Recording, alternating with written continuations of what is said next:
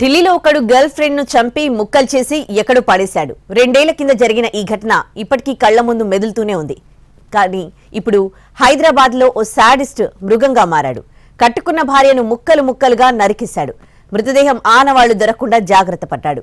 కథా screen play పకడ్బందీగా అల్లేసి బంధువులందరికీ కళ్లు గప్పాడు. కానీ పోలీసుల ఎంట్రీతో అసలు విషయం బయటపడింది.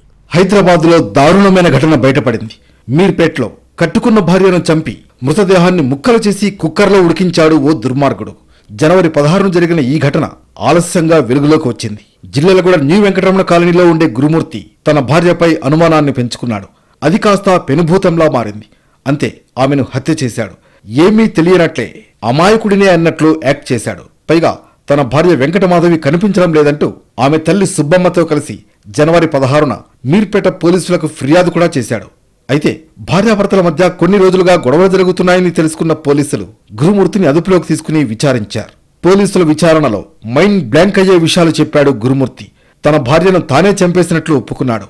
భార్య మృతదేహాన్ని ముక్కలు ముక్కలుగా చేసి కుక్కర్లో ఉడకబెట్టాడు.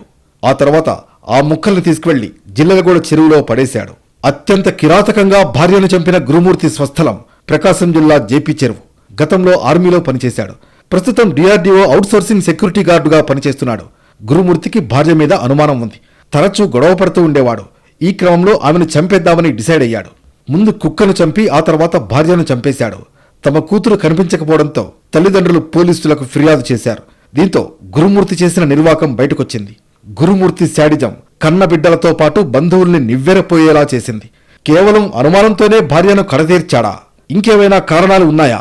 మర్డర్ ఎపిసోడ్లో గురుమూర్తికి ఎవరైనా సహకరించారా అన్న కోణంలో పోలీసులు ఆరా తీస్తున్నారు.